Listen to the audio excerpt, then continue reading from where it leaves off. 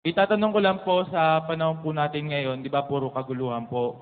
Ano po yung may mga gawa po ba o mga kilos na dapat sundin tayo na ikalulugod sa atin ng Diyos? Kahit walang kaguluhan, meron tayong mga dapat gawin para malugod ang Diyos sa atin. Gusto mo ba isa-isahin ko yon, kapatid? Kung pwede po. Ang isang ikinalulugod ng Diyos, yung nasa awit, kapatid na Willie, nasa awit, nasa Jeremias, 9:23-24. Ganito ang sabi ng Panginoon, huwag magmapuri ang pantas sa kaniyang karunungan, o magmapuri man ang makapangyarihan sa kaniyang kapangyarihan. Huwag magmapuri ang mayaman sa kaniyang kayamanan, kundi magmapuri sa ganito. Alin yun? Ang lumuluwalhati na kanyang nauunawa at kanyang nakikilala ako, na ako ang Panginoon na nagsasagawa sa lupa ng kagandahang loob, kahatulan at katwiran, sapagkat sa mga bagay na ito ay nalulugod ako, sabi ng Panginoon. Ayan, isa sa kinalulugod ng Diyos sa tao, yung matuto kang lumuwalhati, yung pumuri sa Kanya. Ang sabi ng Diyos, yung mayaman, huwag niyang ipagmapuri yung kanyang kayamanan. Do not boast because of your wealth. Yun namang marunong, do not boast because of your prudence or wisdom. Yun namang makapangyarihan, you must not boast because of your power. Kasi meron pang mas powerful sa'yo, meron pang mas mayaman sa'yo, at meron pang mas marunong sa'yo. Yung nagmamapuri ang wika, magmapuri sa ganito. In here, he must boast. Ano ang dapat niya ipagmapuri? Nauunawa niya na ako ang Panginoon, na gumagawa ng lahat ng kabutihan sa lupa. Pagka nagpupuri ka sa Diyos dahil naintindihan mo na lahat ng kabutihan sa lupa ang gumawa siya, nalulugod ako ron, sabi ng Panginoon.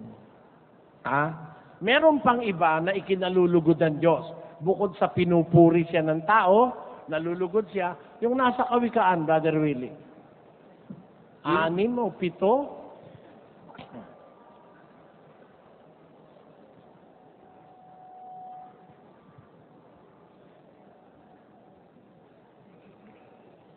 o 7, 28:13.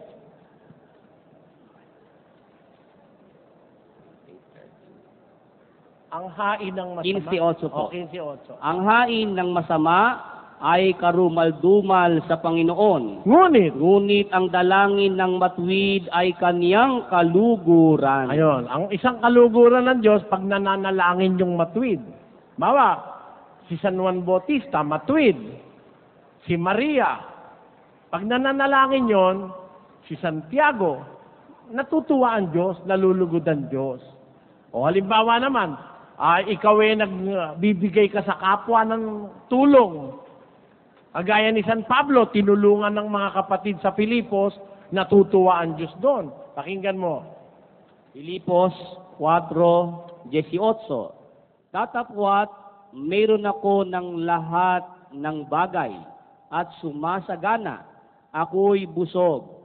Palibhasa'y tumanggap kay Epafrodito ng mga bagay na galing sa inyo, na isang samyo ng masarap na amoy, isang handog na kaaya-aya, na lubhang nakalulugod sa Diyos. Nang tulungan ni San Pablo, o si San Pablo'y tinulungan ng mga kapatid sa Filipos, sa pamamagitan ng ipinadala nilang tulong kay Epafrodito, sabi ni San Pablo, sa bagay na ito ay lubhang kalugod-lugod sa Diyos.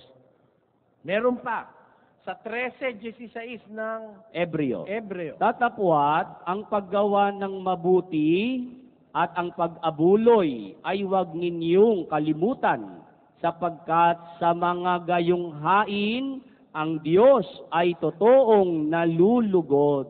Yung paggawa ng mabuti sa kapwa, yung pag-abuloy, huwag niyong kalimutan, nalulugod ang Diyos dito, sabi ni San Pablo. Ano pa kung isa-isahin natin? Maraming kaluguran ng Diyos Yun lang maawa ka sa dukha nalulugod ang Diyos sa'yo. Tumulong ka sa kapwa, nalulugod ang Diyos sa'yo. Umawit ka sa Diyos, nalulugod din ang Diyos. Basa. Isang mabuting bagay ang magpasalamat sa Panginoon at umawit ng mga pagpuri sa iyong pangalan o kataas-taasan. Ayon. Kaya marami yan na pwede tayong magawa para malugod ang Diyos sa atin. Yun lang, tumulong ka sa magulang mo tumanaw ka ng utang na loob, kalugod-lugod sa Diyos yun. Yung mahalin mo yung asawa mo, kalugod-lugod sa Diyos yun. Yung akayin mo yung anak mo sa matwid, kalugod-lugod yun sa Diyos. Napakarami yan, kapatid.